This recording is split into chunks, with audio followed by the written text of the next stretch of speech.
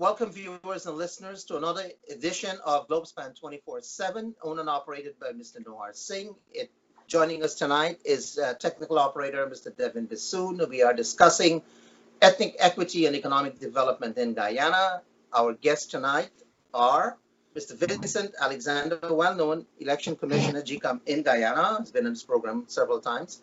Mr. Ravi Dev, who has also been on the program multiple times, a former leader, or I should say leader of ROAR, former party in Guyana's parliament. He's also a lawyer. Professor Taran Kemraj, professor in Florida. Mr. Dion Abrams, who's an educator and a stalwart of the people in Guyana. And joining us later will be Dr. Terence Blackman, professor at Medgar Evers College in the mathematics department. Gentlemen, welcome all. Thank you for joining us tonight, viewers and listeners. We are discussing once again ethnic equity and economic development in Guyana. Perhaps we should just recap again. Last time we talked briefly about equity, if we could redefine equity again for our viewers and listeners. If we may begin with Mr. Vincent Alexander, I think you gave a very good explanation and definition of equity last time. Would you like to recap for us? Well, I did on the last occasion see equity as an equalizer.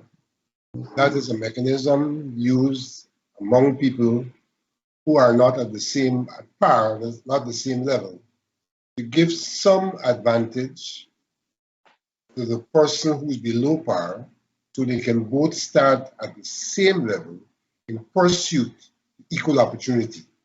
So that you have equal opportunities, but you can't really access the opportunities equally if you're starting at different levels. So what equity seeks to do is to bring you up to par in terms of where you're starting from, so you can indeed equally access equal opportunities. So equity is in some regards about equalizer.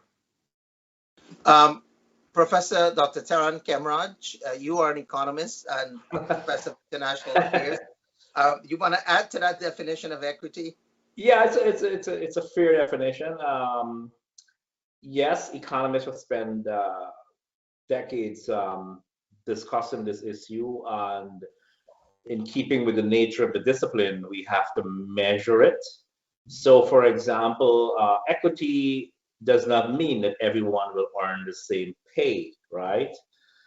Equity has a sense of fairness based on your qualification, your experience, and your major. I mean, one of the features of a modern economy is if you study computer science or economics, you're going to have a higher average pay than if you majored in anthropology or history. It's the way the market works, right? Equity doesn't mean that you earn the same pay. However, it becomes a problem if you are of a particular ethnicity or a gender, and given all these factors, right? Given all these factors, meaning if we have two persons, right? Let's say an Indo-Guyanese and an Afro-Guyanese with the same qualifications, the same experience, the same major, and they are having a disparity in earnings, then you have a problem, right? So, so equity is, how is this measured in economics? There are quite a few measures. I have a whole book on the shelf, but I'm going to give you the two fast and most popular ones. The Gini coefficient is a very popular one. And unfortunately for Guyana, the last Gini coefficient that was done was 1998. That's the last number I have. Yeah, Taran, if we may come back with the illustrations and examples later on, let's just get the definition out of the way, and then you could cite specific examples. Ravi, well, one more point is that overall, certain level of inequity is necessary to drive economic development, right? So if you are going to have someone who invents something that is critical technology, and that person cannot have some level of benefit from that, right? Let's say you take it away, as under a pure communist system, then what is the incentive for innovation, right? Note what I'm saying. Equity is extremely important. I have a more quantitative view of equity than a qualitative view. Another way of thinking about equity, and this is a recent, very popular way of thinking of equity in economics, is let's say someone is born in a particular class, right? Let's say you're born poor. If the society is such that you stay poor by the time you die, you have a serious problem. And if you are born rich and you stay rich by the time you die, you also have a serious problem. So can we have that upward mobility and downward mobility, right? Based on your experience, your inventions, your education, your talents. Can you write great music? Can you sing great music? Can you do great poetry? These are the things that that will drive distributional changes. So when I hear discussions of equity, I also want to hear about measurements and some specifics. So I can stop there for now. Okay, Ravi Dev? Well, it's good that we have Taran on the program because he's given us a view as to how economists look at equity. And interestingly enough, even though the founder, so to speak, Smith, Adam Smith, back in 1776, wrote on ethics and ethical concerns before he wrote his famous treatise on economics. Along the way, economists forgot about that. And it's only recently that they've had to be dragged, kicking and screaming, I may say, to consider equity. And you have one fellow, for example, Amartya Sen, out of Bengal, who has done a lot to bring back the notion of equity and what these guys don't want to call ethical economics.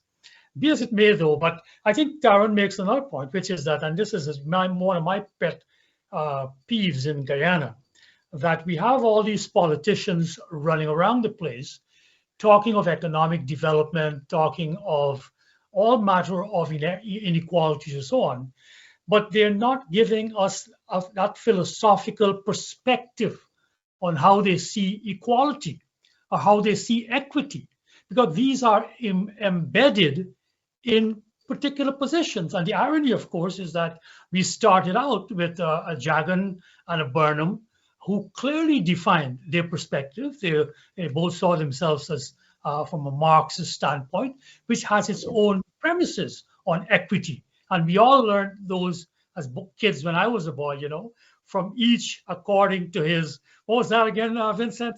To his ability, to each according to his need and all that, because that's a premise of equity. At the early stage and then later, its focus is on just your needs. So that's a perspective. So I would say two things to conclude: that I do believe, even though my first degree is in economics, I have a very strong feeling of the need for equity and such discussions when we talk about development, or else it's all immaterial, and that therefore we ought to situate it and let it be known what is our philosophical position on the whole issue, especially now that we are in the midst and we were plunged in 1989 under something called neoliberalism, which has its own premises on what is equitable and what is fair. That's for me at this point. Okay, so you did mention something about equality there, but so definitely equity would involve equal opportunities and fair play for all. Dion Abrams, if I may just hand over to you now. You want to add to equity? Well, I was a moderator last time, but equity for me, like all of the players have said, I'm not an economist, so I'm not going to go down the road of economic theory and all of that. But justice and fair play are key components of it doesn't matter what society you're in, particularly in a society where there are differences like ours along racial lines and so on. And if we are dealing with social cohesion, then equity in terms of the distribution of resources is critical to stability and to every other component of the society.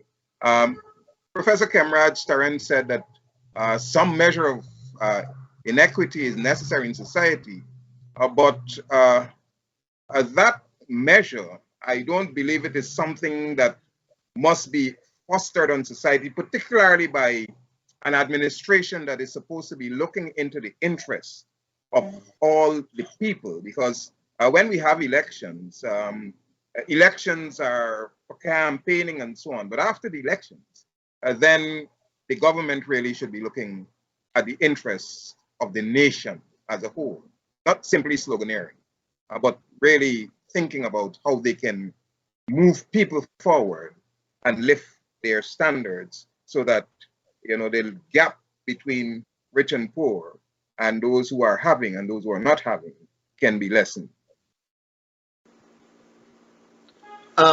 So our topic again is ethnic equity and economic development in Guyana. If I may, over the last week or 2 weeks, appearing in the news in Guyana is this nasty word, apartheid, which was brought up for a forum or rally last Sunday, which was postponed for whatever reason.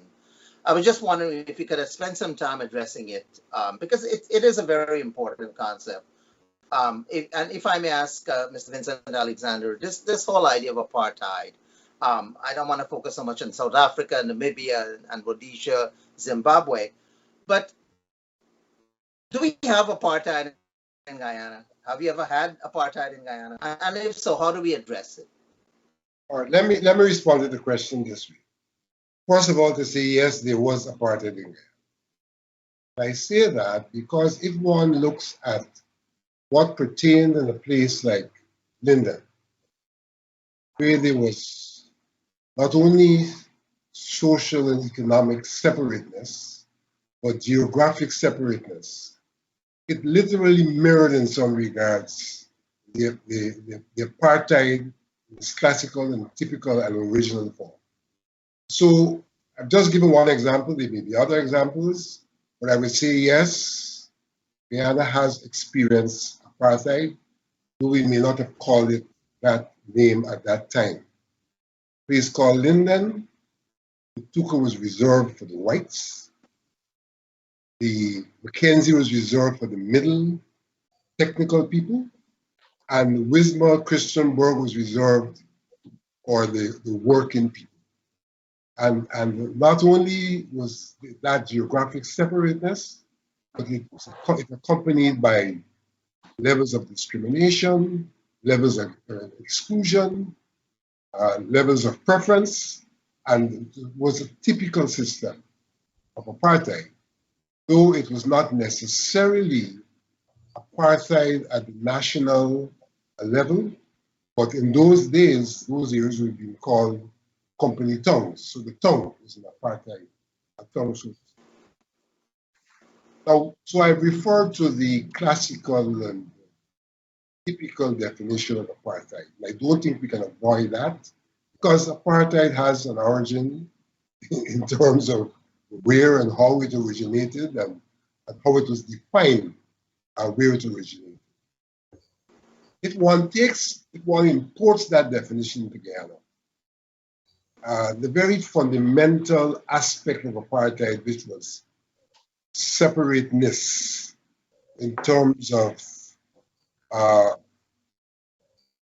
geography, I would not say that separateness in terms of geography applies to Guyana at this time. And so in those classical and conventional, in the classical and conventional way, one cannot simply say that Guyana has apartheid. Whilst the separateness was kind of foundational, the basic principle that informed apartheid there were secondary elements of discrimination, for example, in terms of jobs, in terms of movement, and things like that. One may argue that in Guyana, one could identify some elements of some of the secondary elements of apartheid. And I don't think secondary elements can suffice to determine the definition of a phenomenon. So whilst the issue is real insofar as there may be secondary elements, and one doesn't know where that will lead to, I don't think that one can come to the conclusion that we do have an apartheid situation here, because the fundamental of apartheid used to exist, very conscious system of separateness, followed by the secondary elements, and that conscious system of physical separateness does not necessarily exist anymore. I wouldn't stretch it to say that the evolution of a Platteville 1 or a Platteville 2 is in fact that kind of separateness that apartheid represents. Do you agree there is an emerging apartheid system in Guyana? I would say that there are elements of the secondary things of apartheid that are present. Whether that is leading to fundamental apartheid, I don't think that one can take the trends as yet to take you there, because I don't see a trend of the physical separateness, which is fundamental to apartheid. It doesn't mean that one should not be aware of what apartheid entails. One should not discern if there are elements of it. All of the elements of it are bad, and therefore, if they are there, one should be addressing. Ravi? Yeah, as Vincent alluded to our colonial history, we can't ignore that, because what we saw unfolding or had unfolded in South Africa was merely an extreme version of that which was present throughout the British Empire. There's no question about that, apart from its dominions, which were all white settler dominated. So there were elements of that, and this is where we have to be very, very clear about this, that apartheid was founded on a certain notion of race, which, as I said it's my last time, while colonialism might have been finished at this particular time here in '66 in Guyana, the notion of coloniality, as propounded by Anibal Quijano, still permeates most of our social relations in the world. And racism is one of those notions that has been firmly embedded there and has spread not only in the British Empire, but throughout the world today. And I think we can't escape that, and we have to come back. But the notion of apartheid as institutions springing from the premises of racism and white or European superiority existed when I was a boy. Every sugar plantation had this. At Iflat, I lived right literally under the smoke of the chimney from Iflat Estate. And next to that, you had what we call the big manager house, the administrative manager. And next to that was the senior staff compound. And then you had the junior staff compound. And then, believe it or not, we still had a nigger yard. In Iflat, my father-in-law, they came from nigger yard. And we casually said he's from nigger yard. And this one is from bong yard. And we had something called Bajan quarters. So every facet of your social life was regulated as to where you could stand. Junior bookkeepers would be in the junior staff, and there were certain compounds that you couldn't enter. I always resented, I never forgot it as a boy, the whites would play tennis, lawn tennis. And some of my friends would go there to run for the ball. And at the end of it, the big manager's wife would throw coins at them.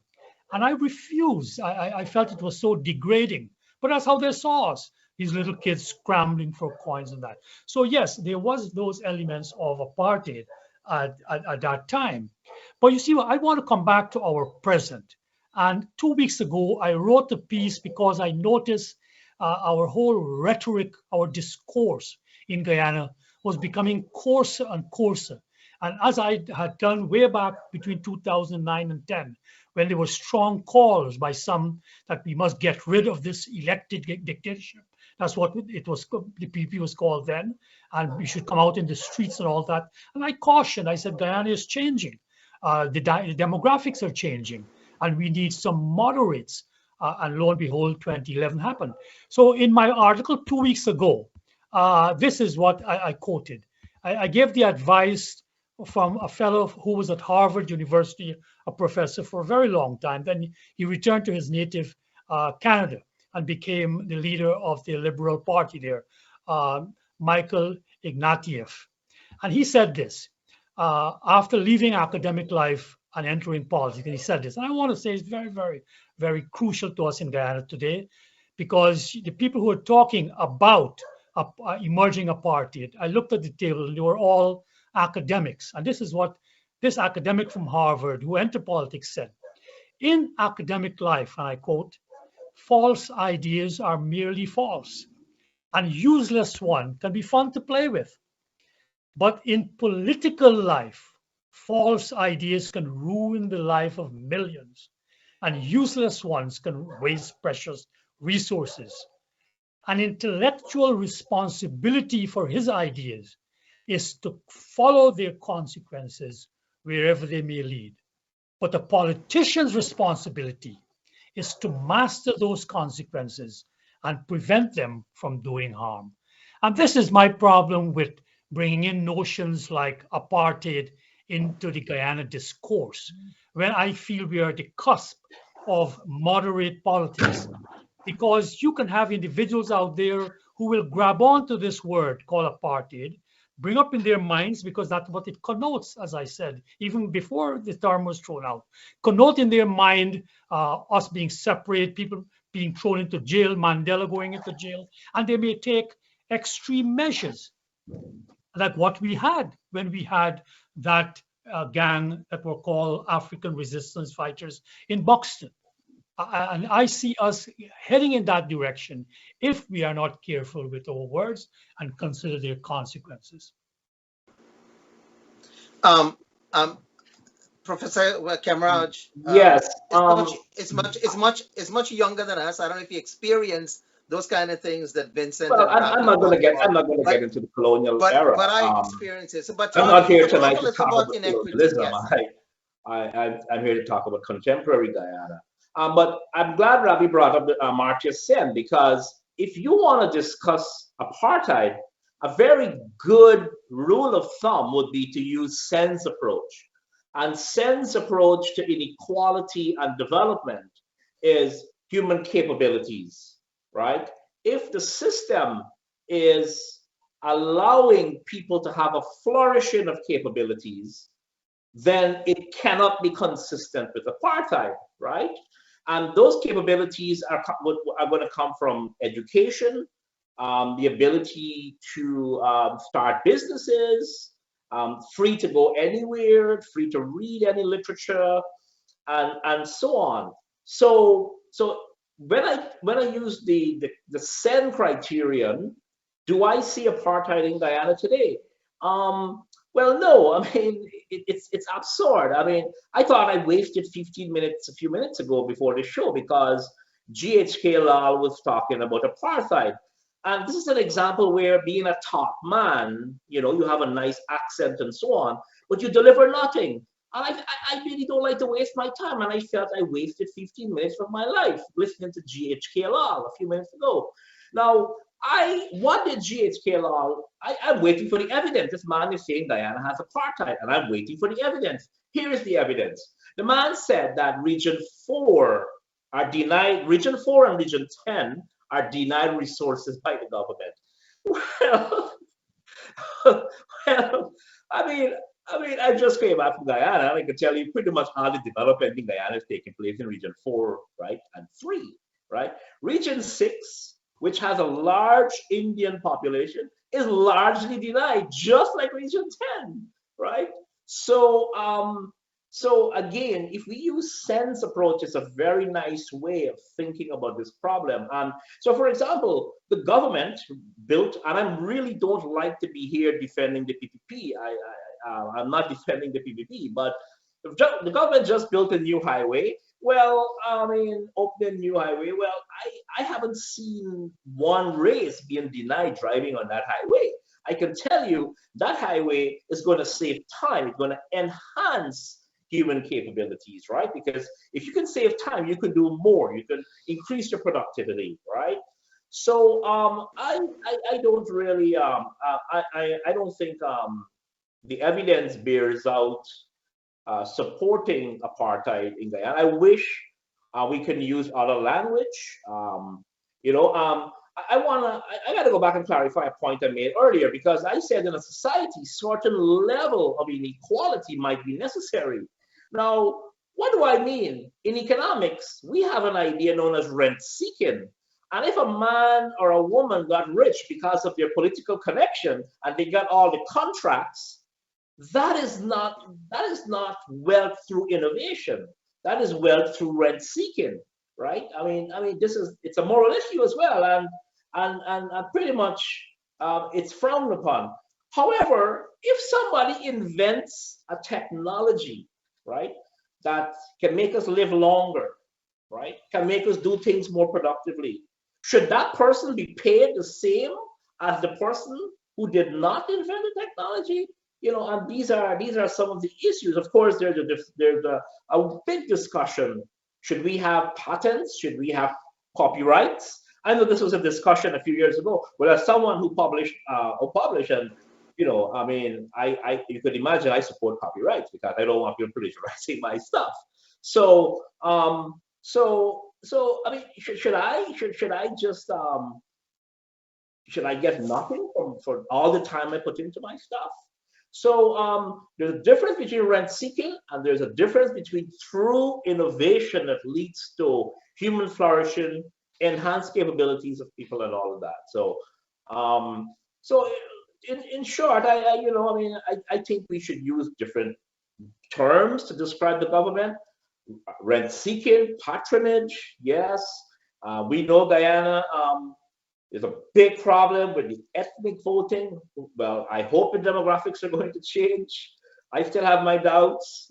Fundamentally, it will stay bi-communal.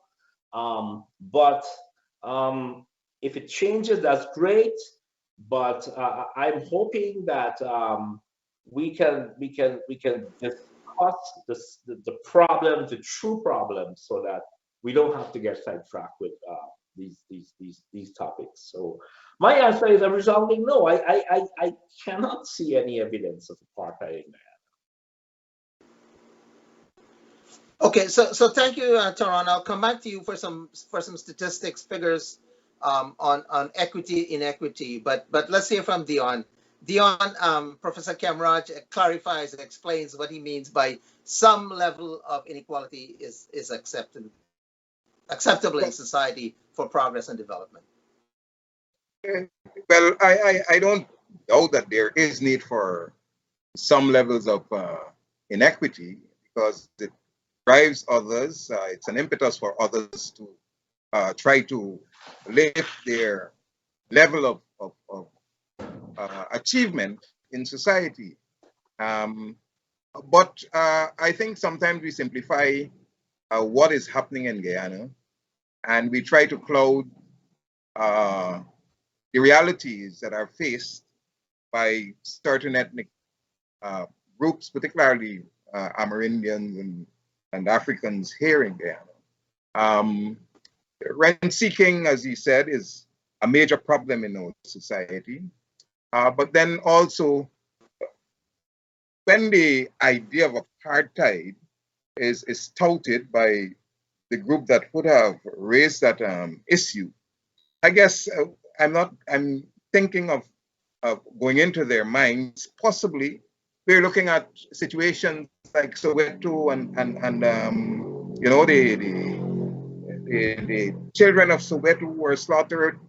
You talk about Golden Grove recently, where police went in there indiscriminately shooting at people and so on. These are phenomena where young black men are targeted and killed. You know, then you begin to question whether there is, in fact, a system that is designed to victimize people in one way and allow others to escape. We have a vice president who has come under criticism for statements he himself publicly made of you know, granting largesse to Chinese businessmen, and up to now, you know, nothing is happening. But as soon as you hear a word like apartheid, then there is a big outcry. He's the first one to jump up and make a whole lot of noise and to create, you know, disparaging remarks about a black organization and to castigate people to the point of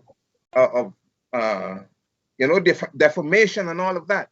So in the minds of people, you know, you have to look at the other side, apart from thinking of taking the broader picture, but you have to think in terms of how those who are affected are feeling in a society where they believe that they are not being treated in a way that there is equity and equality, and they are being sidelined in many respects, and then they are brutalized whenever they try to raise their voices in a similar fashion that was evident in Mozambique, in South Africa, and those places.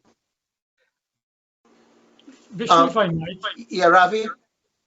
I think Dion has raised an example or a few examples that to me proves the point I was making, which is that the term itself is incendiary in the Guyanese context and really misplaced. Because let's take the thing of Soweto and as to what happened in Soweto.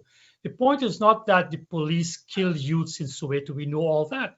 The point was that prior to those killings, after 1948, the Group Areas Act was passed, and blacks and Indians were forcibly removed from some of their settlements or their areas and were put into specific areas where they had to live. And Soweto was one of those areas, which then became a slum in terms of the amenities were available and all of the other things that were missing vis-a-vis the white areas. So Soweto is not just the killing, it is what led to the formation of Soweto and what led that killing. And we don't have that in Guyana. Nobody has really been forced out of their homes by a government and told that you can only live here and you can't live somewhere else. And because where you're told that you can live, you just can't get out of it. So we don't have that. And that is what apartheid is all about.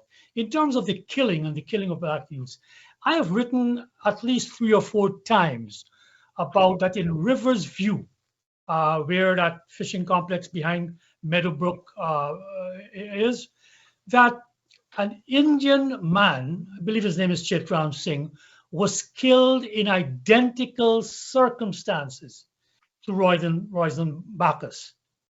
He was killed. He was a fellow who evidently was abusing his wife. The wife called the police. The police tracked him down. He was playing cards with members of his family. He ran. They ran after him. They claimed he had a gun. They shot him. They killed him and left him there. No, now if you shoot a man with a gun, the gun would have fallen. No gun to today has been found.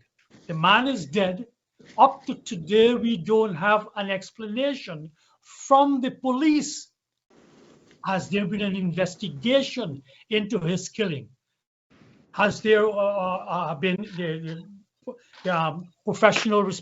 police professional association or whatever they are called? Have they inquired into it?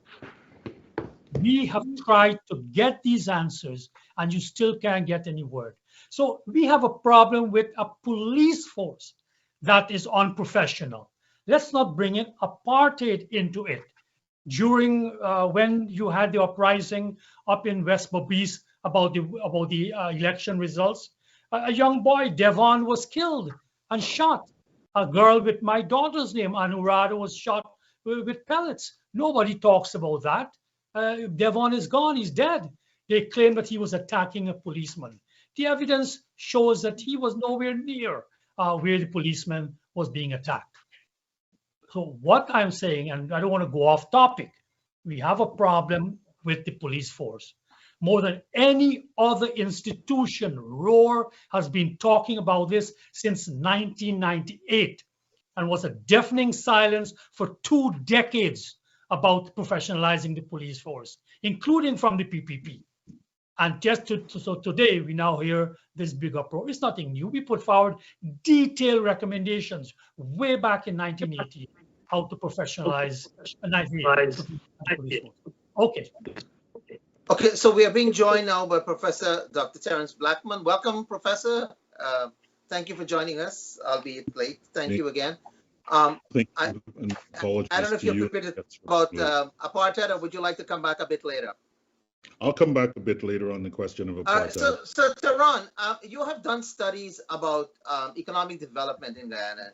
I was just wondering, do you have any kind of, you talked about numbers, that numbers are very, very important. Do you have any numbers that make a case for equity, inequity, about distribution of resources in Guyana, economic inequity? Well, I mean, we know that Guyana, you know, what people have done are to show broadly broad measures of inequality, right?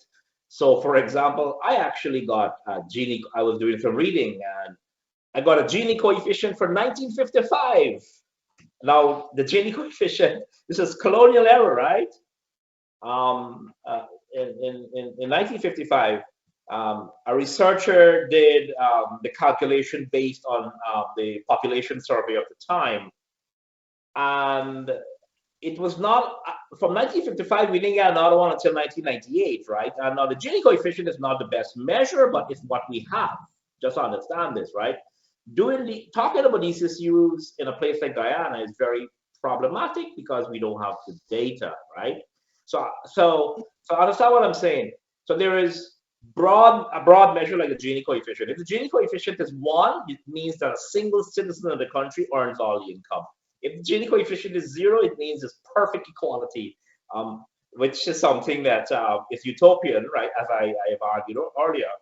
Now, the closer you get to 1, the worse it is, right? So in 1955, Guyana's Gini coefficient was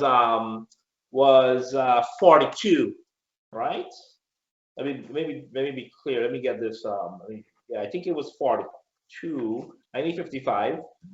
And in 1998, the one that the World Bank did, it was 45. So we see after colonialism, this measure of inequality, which is not a great measure, but it's still something, it actually worsened under our own people, our own government, our black and brown running our lives. Inequality is worsened according to this measure. Okay. Now, a very bright young economist, his name is Constantine.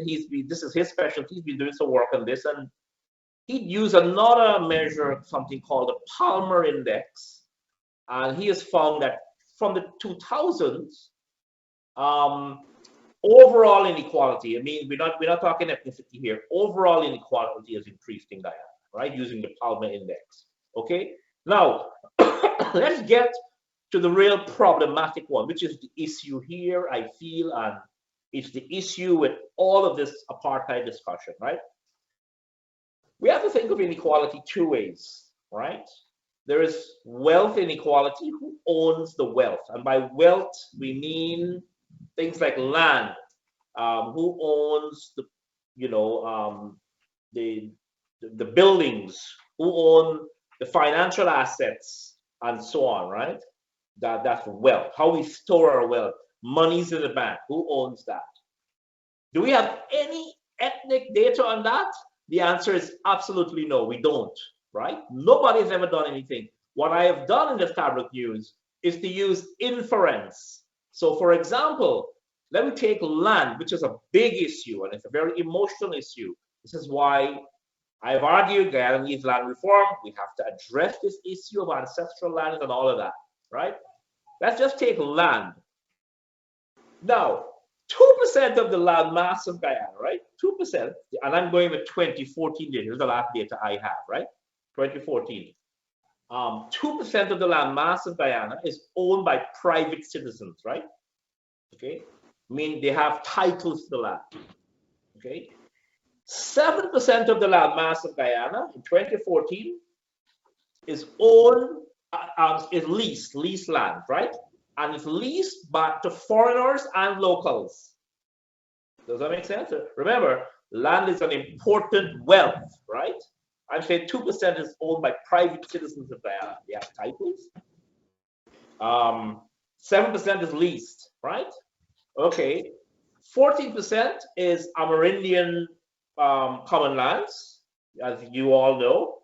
And the rest, 84%, is owned by the government of Guyana, the state. So here it is, very important wealth. Most of it is owned by the state, okay? And those that are leased, half of or more is leased to foreigners, right? Foreign loggers and foreign gold miners and so on, right? Now, Dr. Ramesh Gampat did a heroic effort to try to figure it out from, he came up with an estimate of the total building stock. Again, how do you know unless you go on the ground and do surveys who owns the buildings, right? Right, so now, so what I've done are things like that, right? Now, the other kind of inequality is not wealth, it's income, right? Income. There's a difference, right? Of course, after we consume, and the sum of income over time should add up to wealth, right? So let's talk about income. There is a little bit of studies done on ethnic income inequality. So for example, this same economist, he's used the LAPOP data. It's a free data online. I mean, if you can process it, and again, understand what the LAPOP data is, right? It's a survey that's done periodically by University of Vanderbilt in Guyana, and they usually have a sample of about 1,550 approximately. It's a decent survey, and they ask people to talk about scales, ranges of earnings, right? You know, Guyanese don't tell you how much money they make, right? This is one of the perils of doing these types of surveys, right? But nevertheless, they'll ask you, how much did you make? Did you earn any income this year? Yes or no? How much did you make within this range? How much above this range did you? Or they will ask, did you make anything above this range, right? And that kind of data, I don't want to bore you with the numbers. I have it all typed up here, but I looked at it, and there is no evidence of systematic discrimination, right? Or in ownership, you know. So, for example, in the 2014 survey, 29% of Afro-Guyanese said they were making over 206,000 Guyana dollars a month, right? This is 2014. 35% of East Indians or Indo-Guyanese said they were making over 206,000, and 25% of mixed Guyanese said they were earning over 206,000, right? I'm going to come to the latest survey, which is the latest one, but in a moment. But of course, someone mentioned Amerindians, and it is true that Amerindians do the worst on these measures for various reasons. If you use SENS approach, is there any government that tries to take away the capabilities of Amerindian, try to make sure that Amerindians are suppressed? I can't think of the PNC doing that. I can't think of the PPP doing that, right? From a SEN perspective, right? Amerindians' problem is largely a settlement issue, right? If you live in small communities and you have small markets, then you know it's a problem with earning income. But then we can't expect people to uproot themselves and come to the coastal plain and leave your heritage and all of that, right? So I want to say I'm focusing on mixed Indo and Afro-Guyanese. I'm not ignoring the Amerindian community from these surveys. They have the worst, but it's not their fault. This is the history of geography. Geography determines economic outcomes, largely determines economic outcomes. In the 2016 survey, interestingly, 34% of Afro-Guyanese now said, from 29 the last time, 34% said they're now earning over 206,000 a month. Okay, it flipped. East Indo-Guyanese now said 27% of them said they're now making more than 206,000 a month, right? And the mixed population, the 44% said they're now making a lot more than 206,000. So the data fluctuate. What explains the fluctuation? I have some hunches, but I'm not going to get into that tonight. But just to show you, this data was analyzed for other years going back to 2006, and again, there is no systematic evidence of the evidence does not support the thesis of apartheid. One final piece of statistic that we should be aware of, though, is the poverty data, right? And again, we don't do well as a country collecting data, so these are old statistics going back to 2006, 2011, right? This is what we have to work. What we have, we have to use what we have, right? Because we have to put some numbers to where our mouth is, I feel, and my calculation is from the last survey, there are 90,000 more East Indians who live in poverty. Remember what poverty means. You're living on less than $5 a day, right? There are more East Indians who live in poverty, 90,000 more East Indians who live in poverty than African Guyanese in Guyana, right? So let's keep that in mind. So again, to answer your question, Vishnu, these are not straightforward issues, but I use a process of elimination and I go and pluck out numbers. I just hope that the Bureau of Statistics will get the next population census right and that we can have some proper number and have some context. Now, what? Taran, if I may interrupt you for a moment, Yeah. Let's take a break. When we come back, either you or Professor Blackman can continue. Okay. Thank you. Take a trip this year to tour the beautiful Dubai and Abu Dhabi with Travelspan. This package includes a round trip from JFK to Dubai with sights that are a beauty to behold. Visit the Dubai Golden City from views at the top of the Burj Khalifa, or tour Abu Dhabi and visit the Ferrari World theme park. Experience the desert safari with a barbecue dinner and belly dancing. And also have a Dow cruise dinner. All of this happening on September 23rd to 29th with Travelspan.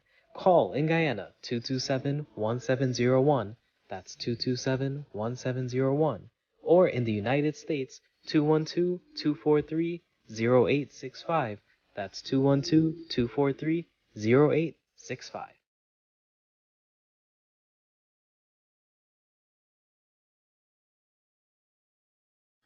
Are you missing homemade food, snacks, drinks, roti and curries, or have a busy schedule? Then get your favorite curries and roti delivered directly to your home with all from one supplier. Come order your duck, goat, or chicken, fully cooked and ready to eat with dal puri or bus up shut. We also now have chicken tikka masala or lamb vindaloo available with regular naan or garlic naan. Don't forget to add your solo, icy, coconut water, or Nestle drinks to these delicious meals. Select your choice, and load your box and let allfromonesupplier.com deliver directly to your home. All from One Supplier has you covered for all your food, plus if you need pepper sauce, curry powders, fish, meat, ghee, and so much more. We also have tasty pastries like pine tarts, cheese rolls, currants rolls, coconut rolls and so much more. Sales are ongoing every week, and your first order is 10% off once you apply the coupon code, Globespan24x7. Log on to allfromonesupplier.com today and purchase. Allfromonesupplier.com is your one-stop shop for all West Indian items, and remember, it's free shipping to all US states. So welcome back, viewers and listeners. You are watching Globespan 24/7, owned and operated by Mr. Noor Singh, with technical operator Mr. Devin Bissoon. We are joined for this discussion on ethnic equity and economic development in Guyana. Joining us tonight is our professors Terence Blackman of Medgar Evers, Don Cameron out of Florida, Mr. Dion Abrams, Ravi Dev, Vincent Alexander. Let's hear from Professor Blackman. We haven't heard from him yet for this evening. We were just talking about ethnic equity development. We had brought in apartheid to illustrate whether there is or isn't inequality, inequity in Guyana. What are your views on this subject? So I want to start off just by saying, apartheid is a very emotionally resonant area, and for a moment, let's set aside the question of apartheid. I agree. In Guyana, and so I'll set that aside. I think the question for us is to really kind of zone in on the question of ethnic equity and its relationship to and what that means within the context of economic development in Guyana. And like Taran, what I did in preparation for the program was to begin to look for data that made sort of comparisons between, Indo-Guyanese income, Afro-Guyanese income, wealth, as he defined it in terms of the ownership of the means of production, businesses, etc. And there is very scant data. I too looked at the LAPOP thing that is done by Vanderbilt University, and I think the last year of study they have something in 2021, and the point is, I think for us as Guyanese, I think the first item of business is for us to really begin to quantify in some concrete way the data, so as to really have this discussion in an effective manner. So that's the first point. There's very little data for us to make kind of informed decisions about. Okay, so having said that, then I think we go to, and our discussion is really kind of an anecdotal one, and it's in a sense precipitated by the discovery of oil and the fact that there are nominally these resources that ought to be shared, and the question is, because of our politics, because of the way in which our government works, the question of how to create a table at which we all sit and think about what is reasonable is the thing that is driving much of this discussion that we're having. So I wanted to look at this from kind of an American perspective, to offer an American lens to sort of view this as a way to sort of guide us in thinking about it. In the American context, it's clear. Most of us here who are sitting around this table, who are sitting on this program, who are in the United States, have been beneficiaries of some form or other of American policies that look to incorporate diversity, that do diversity, equity, and inclusion. Folks who are at the universities know that, hiring practices in the universities are informed by diversity, equity, and inclusion. And I think that it is clear that there is a need for some kind of diversity, equity, and inclusion policy to be incorporated into Guyana in its current context because of the oil boom. And so I think what we have to begin to do, and this is what I wanted to kind of have us all agree on, is that what we have to do is we have to identify and address kind of the economic development practices in Ghana that in a way contribute to some form of systemic exclusion for Afro-Guyanese, for Indo-Guyanese in the rural areas, for Amerindians. So we have to look at this. We have to agree that this is something that really ought to be looked at if we're going to emerge on the other side with a society that is harmonious and one that does not sort of turn on itself. And then we want to think about how to implement these sort of practices across all of our organizations, institutions across the country. And then I think is the challenge. As I thought about this, the history of Ghana and the history of the United States is quite different. You can see that in this moment, affirmative action, which has worked well in my view, and which again, I submit that we are all who are sitting in this context, who are in the United States, have been beneficiaries of. So we understand this is something that works, but we also understand that this question of equity in our society is also a very challenging one, and we ought to approach it with a kind of unique Guyanese sensibility. In my cricketing group, once we sort of had the discussion of, could I have a Guyanese cricket team that was all Afro-Guyanese or that was all Indo-Guyanese? And so everyone's paused for a moment and then thought, well, maybe it's not clear that that was representative of Ghana. And so then the question is, what do we do? And I think that this is what I want to open up in this discussion. What do we do in the areas of education that informs a future that is equitable? What do we do in the areas of the public service? What do we do in areas of financing small, catalyzing entrepreneurship among all sectors of our society? Are there special arrangements that we need to make for, as Taran just identified, our indigenous brothers and sisters? Are there things that need to be done in a very specific way to ensure that, if the government of the day is of, and we can't run away from this. The APNU AFC nominally represents the broad Afro-Guyanese population, and whether it was designed this way, this is the way that it operates. And the People's Progressive Party represents this sort of Indo-Guyanese population. How do we sort of force a conversation about equity in housing, about equity in banking, about equity in education, and what does that look like? And that's where I wanted to start. And I wanted to apologize to you for being a bit late, but this is essentially what I wanted to agree on, that there's a need for us to have data to speak cogently about the issue that we're talking about. But if we were to simply think anecdotally, we know what we see. And so there are some systemic issues that we need to address. And the question is, how do we correctly identify and then address those economic development practices that in some sense contribute to systemic exclusion of various sectors of the Guyanese population? And so I'll leave it there and respond. Dion,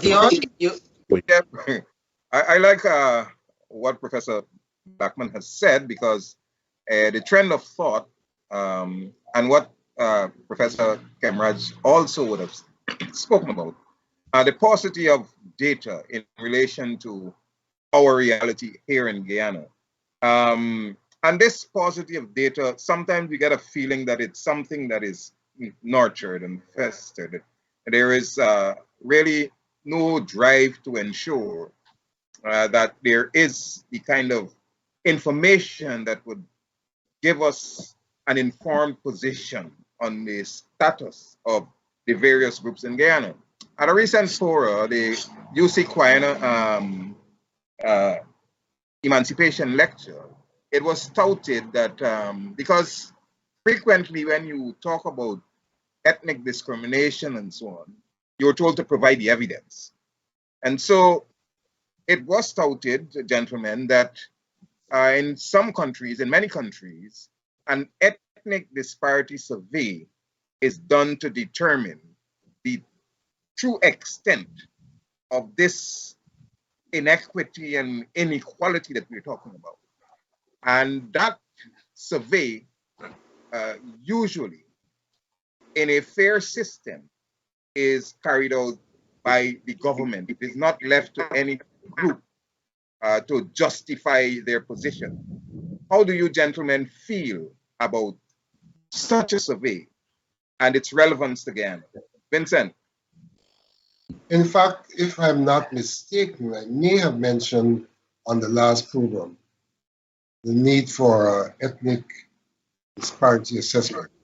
May have mentioned that. So I do agree that that is required. As did Ravi. Ravi came up with the idea. I didn't hear that.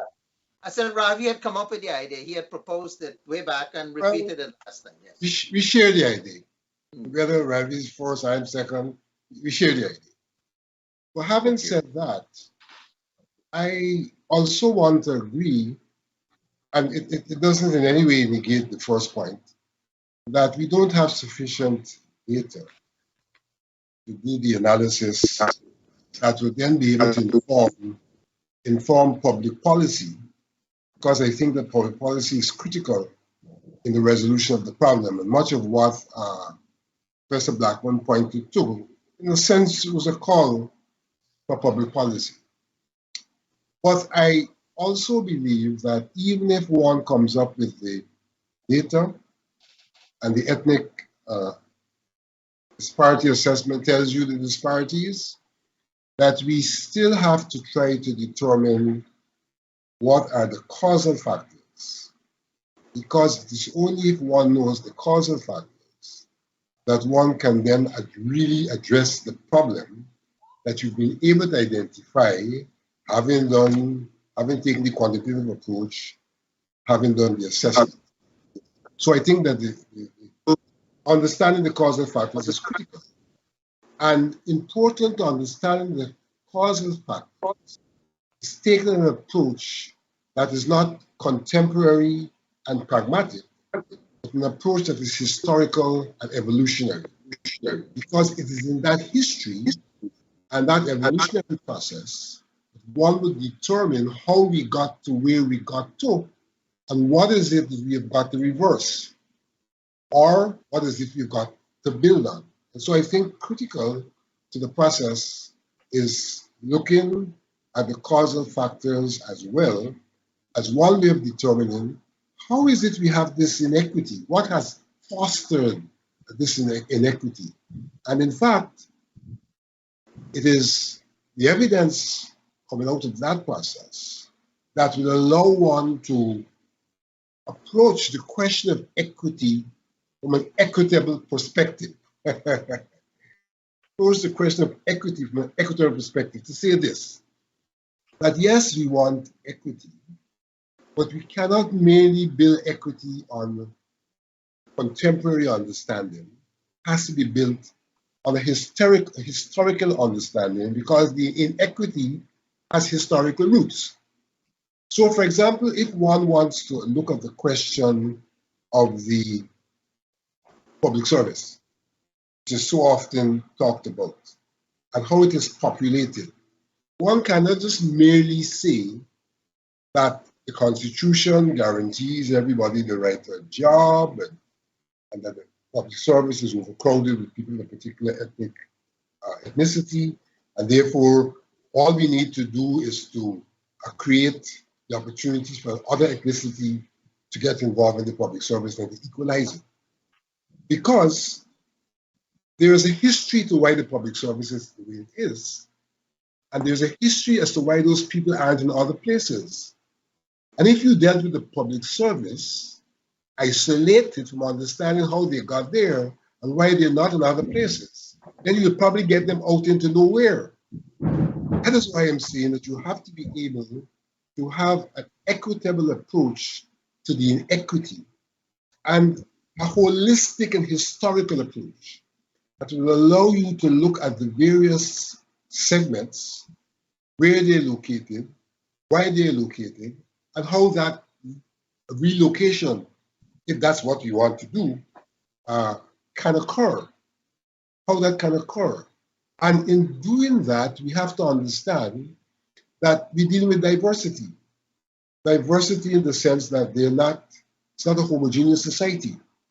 And so not only from the standpoint of where people are located on the economic landscape or on the social landscape, do we make that determination, but we have to look how they are located is on the psychosocial landscape.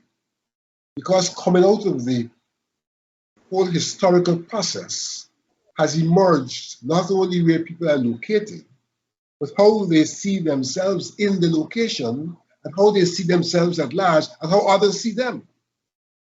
And that has to be a part of the resolution of the problem, how others see them, so that we develop not only equity, but equity around the question of mutual respect for where we're at, putting aside the stereotypes, putting aside the prejudices, and attempting in a very objective way to develop a system of self-respect on one hand, to develop a system of some level of objectivity in what we do, which in itself will provide a framework in which one could easily go forward without some of the problems of inequity which we are speaking about.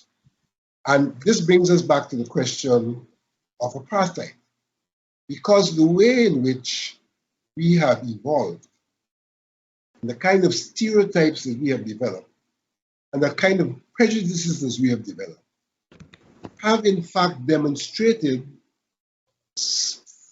initially from an ideational perspective, and subsequently from our practices, some of the elements of apartheid.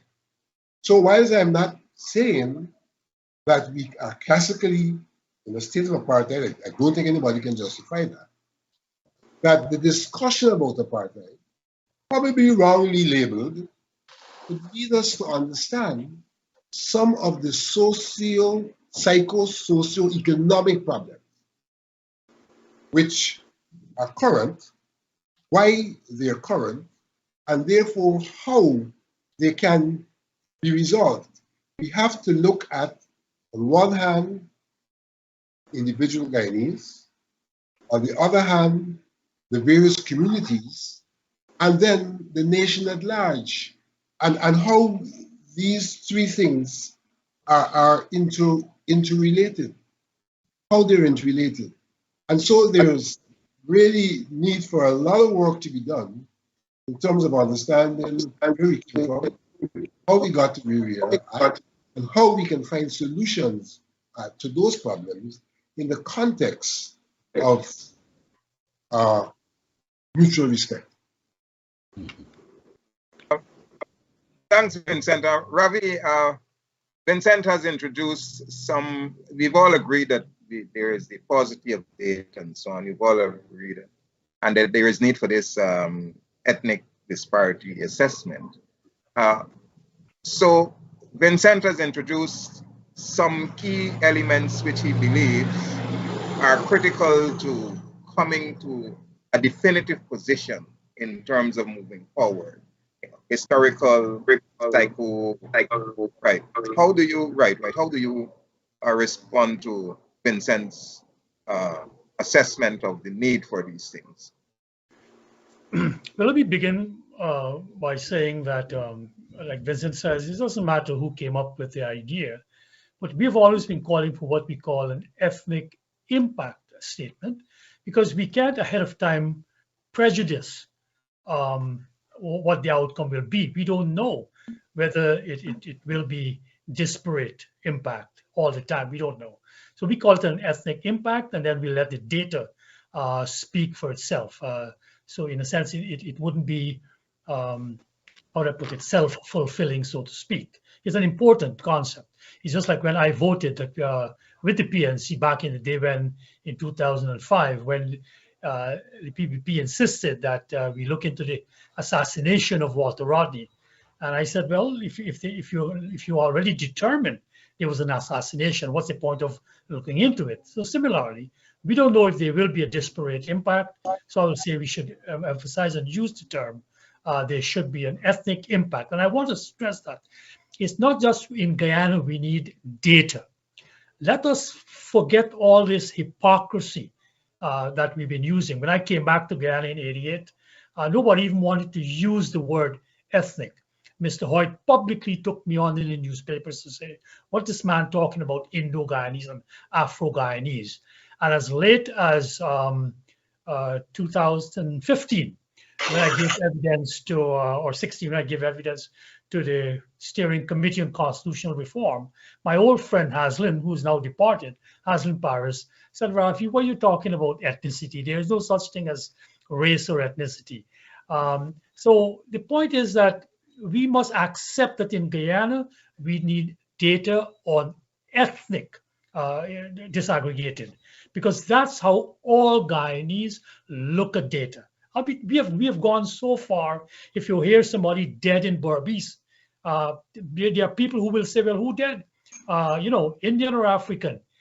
Believe it or not, that's as deep as we have gone. And we shouldn't pussyfoot around the issues. I want to make that issue. So if all of us can take a unified stand and take a position with the parties that are competing for office, the PNC and the PPP, and get them to agree on utilizing ethnicity as a criteria for collecting data, I think we'll make a great progress.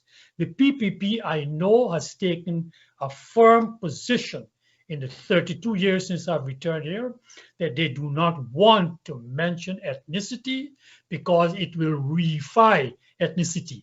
So I have always asked them, in the few times I interact with them, that, well, you haven't mentioned it in 32 years. Has it gone away? And of course, it's the elephant in the room. So there's no use hiding. So that, I think, is the first point. Let us have data that are disaggregated ethnically. Now let's take one of the type of data we need to see how we're going to move ahead. I want to look forward prospectively. It's a new economy that's opening up. I think the whole nature of the game is changing with the kind of money that's going to come into Guyana. And we hear a lot in the past, and we're still hearing it again, the access to credit, right? That African Guyanese and indigenous Guyanese do not have the same access to credit that Indian Guyanese has. This has become almost a truth. It has become, something that nobody disputes. But in 2007, the Ethnic Relations Commission contracted our academic, who's now, I think, a vice chancellor at UG, Dr. Melissa Eiffel, and she did a study on this case as to the ethnic access to credit. And first of all, the only institution that actually collected data was the private small business. I think it's called not iPad. Is it iPad? The one that the Supersize group run. iPad. iPad. Thank you, there, Darren. They collect ethnic loans, and what it came out was that out of the 10,000 loans that were given out within a particular period, the breakdown was almost just like the rest of the population of Guyana in terms of African and Indian. So, but the interesting observation that Dr. Eiffel made at the end was that when she spoke to African Guyanese, a certain number of them, none of them had applied for a loan. None of them knew anybody who had applied for a loan. None of them knew anybody who had been turned down. But they were all of the view that African Guyanese are discriminated against when applying for a loan. So what she found, of course, none of the commercial banks gave out data or took data along those lines. So what she did, she imputed who would get the loans depending on the areas into which the loans were given. So, for example, all of the commercial banks gave loans and had portfolios for rice and agriculture. So the imputation there, that was Indian then would be getting those loans. So these are indirect data which may or may not be accurate. So we do have some data here, and we need to, again, even these institutions come back to ask how are loans. But I want to conclude by saying this, that we Guyanese are so locked into the past, we are not aware, and our leaders are not telling us about the present. The IDB just came out with a study in terms of looking at the Guyana economy and from a financing standpoint. And they talked of the concept of a deepening of credit in this economy. You measure that by the proportion of credit that is given to the private sector. So for example, our number is 48. The rest of the Caribbean is around 53, but Singapore is 130. So there, it's a measure, compare the credit to the private sector compared to GDP. So Singapore has more credit to the private sector than the entire GDP of Singapore. And Singapore's GDP ain't no crumb, you know. The point we want to make is that it's a new economy, and the institutions themselves will have to look better at credit. Our credit, and Melissa pointed this out, Dr. Eiffel pointed this out, that we depend only on collateral, and only collateral that you could touch and hold. So if you have a big set of bonds in your cabinet at home, that doesn't count as collateral. A businessman could have a whole set of receivables, invoices, that doesn't count as collateral. So the institutions themselves will have to change, and that is where we will have to put pressure on these institutions to deepen the financialization of the Guyanese institutions. I want to conclude by coming back to what Vincent said, to go back historically.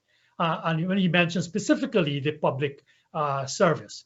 The public service, yes, we know it was historically of a certain people, kind of an apartheid. You had to be fair-skinned to get in the public service at a particular time, and you work your way up by literally marrying up and speaking a particular way. But then during the Burnham years, he quadrupled the public service, and somehow he stuck to the historical pattern, and that has now become ossified. So when the pressure came on Mr. Hoyt in 1989, when the IMF came down with their program, he had to fire almost 4,000 public servants. But my question is why the last government, the coalition government, the PNC APNU coalition government with the AFC, why did they, when they opened a public service training institute, the Bertrand Collins Institute, 92% of its students that were recruited from outside were all African Guyanese? It doesn't make sense. It shows you we're not changing anything. Professor Kemraj? Yes, so I think I strongly support Vincent's position and Ravi's position that we need data, and we need data that can show ethnic disparities. And the loan issue is an important one. However, as anyone trained in some statistics will tell you, you cannot only look at those who get the loan to make a decision whether you have discrimination. You also have to look at those who were denied, right? But another point is that if we collect very good data, we can also address these historical or evolutionary processes. And I completely agree that where we are today is a product of history, it's a product of our geography and all of that. So I've been saying this for a long time, and you guys are older than me, but I've been saying this for as long. We need proper data in Guyana. I've been arguing for unemployment data way back when, 20 years ago, proper unemployment data in Guyana. And so we need data by ethnicity, and it's important for transparency purposes. You see, data brings transparency. Now, I agree that the commercial banks and the banks must be forced to collect the data. I'm pretty sure they have it. They have it. They just don't want to give it. I thought we have an ethnic relations body in Guyana. What are they doing? Isn't this the kind of stuff that the ethnic relations commission should be doing? Shouldn't the government be more involved in these things? Home ownership. Let's take a look. Let's do a study of home ownership in the last 20 years, right? Where these homes going to, the ethnic distribution of home ownership. That'd be important because home ownership is an important asset. Okay. So I completely agree with that. So, you know, we have to. Now, one point before I go though, as we think about income, right? Remember, the GDP is an income measure, right? And so let's say right now Guyana's GDP is 6 billion, right? And this is largely because of the oil investments. And, you know, every year 60% of that is produced by ExxonMobil, right? So you have 40% to be divvied up by the private sector, other foreign companies like the foreign gold miners, the local gold miners, right? Then we have to look at the state-owned enterprises. We know Guy Super not doing so well, but the government still has certain enterprises. So this is how this income that is generated every year. This is how it's being shared, right? By locals and by foreigners. Okay. So I really cannot add any.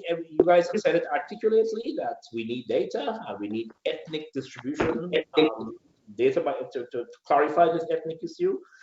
Now, if we have good data, you could demonstrate clearly whether there is systematic discrimination because we can measure this, we can calculate this. And yes, if you have a descriptive data set, as Vincent mentioned, you haven't solved the problem. You haven't uncovered your causal mechanisms, right? But if you collect the data holistically, right?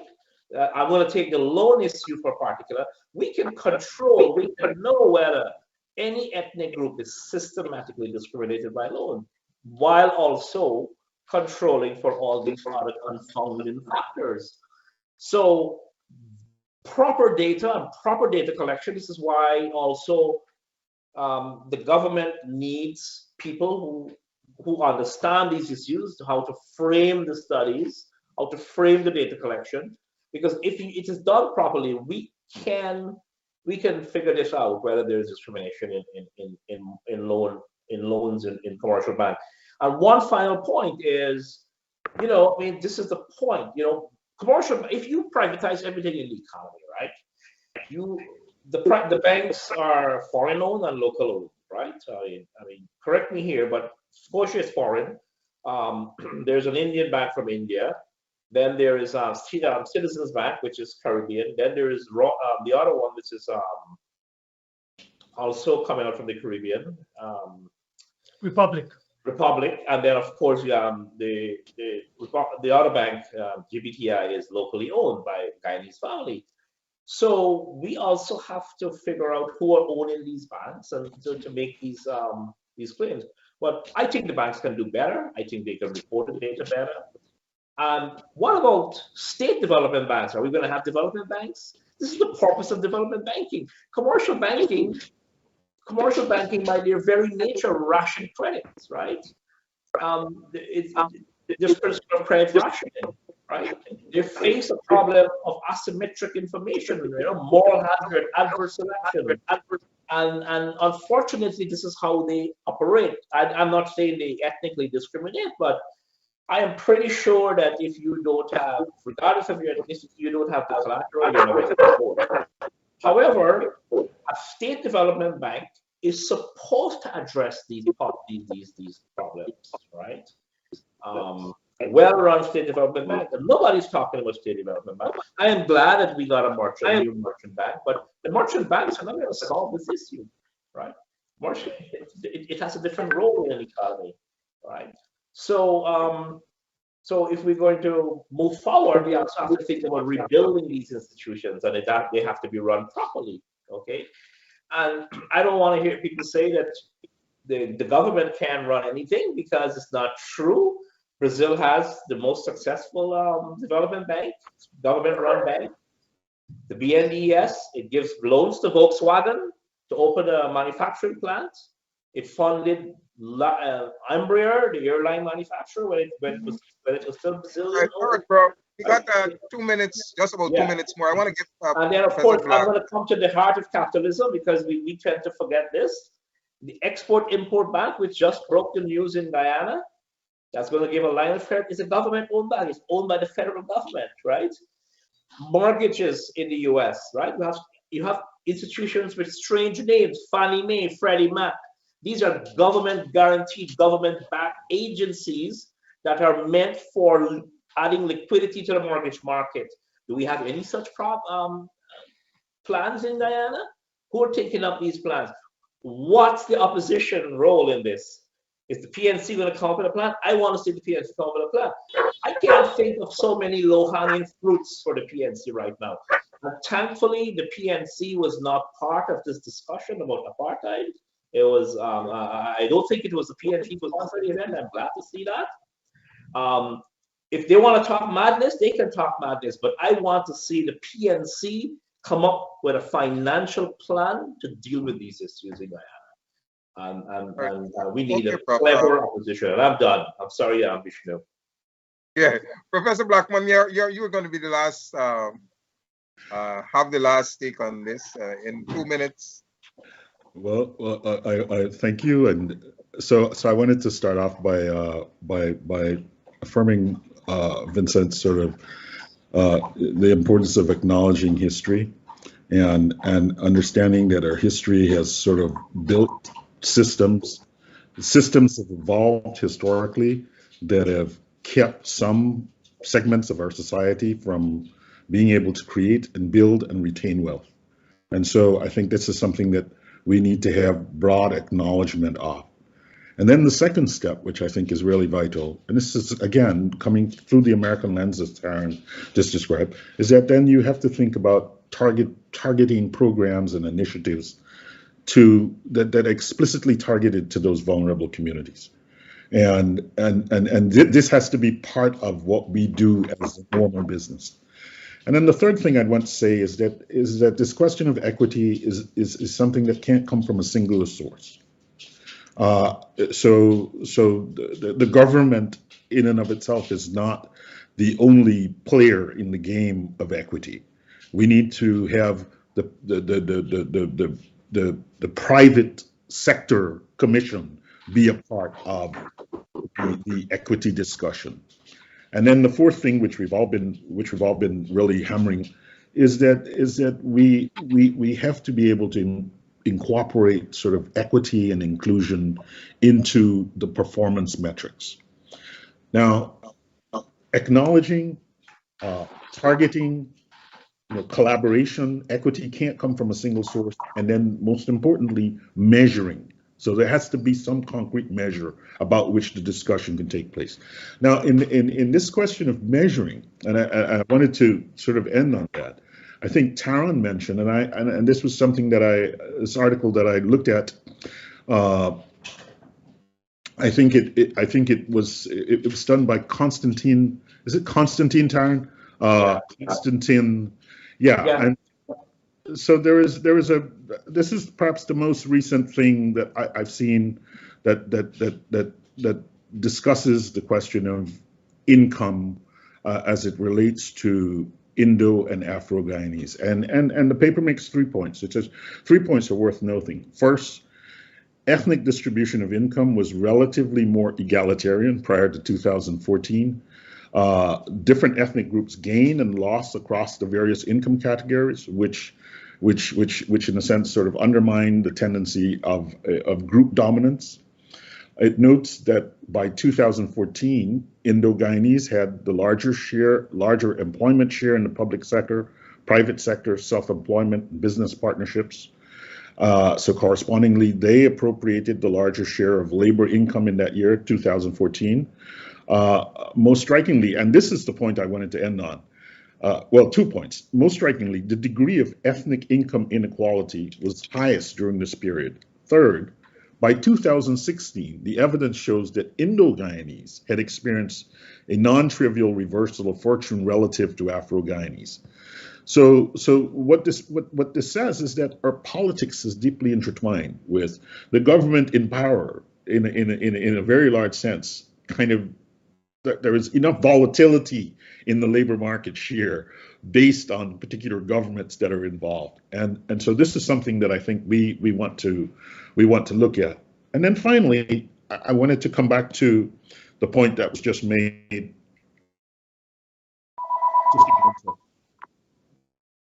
I wrote my note down, and then my computer just. So I wanted to come back to close on these things. So we should, if for example, it should be relatively normal to be able to Google median household income for Afro-Guyanese versus Indo-Guyanese versus Indigenous Guyanese versus all kinds of Guyanese. If you Google that, you can't find it. The question of the percentages of loans to small businesses relative Afro-Guyanese, Indo-Guyanese. Small business by Afro and Indo-Guyanese. I was thinking perversely, supposing someone decided that, the stalls in Stabroek Market and in Border Market and all markets should be apportioned by the percentages of the various groups in the population. Would that be a reasonable sort of equity play?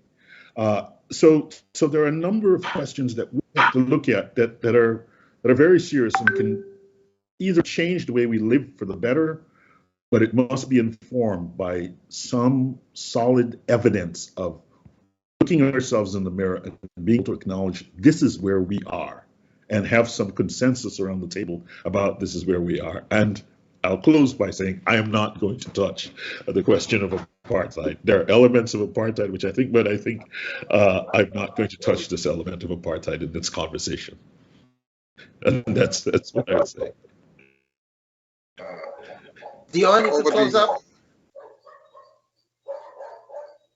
Okay, gentlemen, I want to thank you very much for this very informative discussion. I think last week we said we should continue. I don't know if we should continue.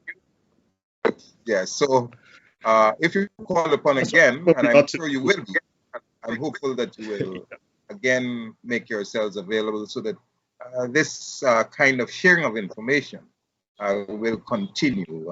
I just want to tell Ravi that, IPED goes into the communities after people to get them to be involved in their loan scheme, right? And that makes a big difference, right? Thank you once again, gentlemen, to the people who have been watching with us. We want to thank you for being with us. Look out for the next program when we again will be discussing critical issues that are affecting us here in our beautiful country. Good night. Thank you. Good night.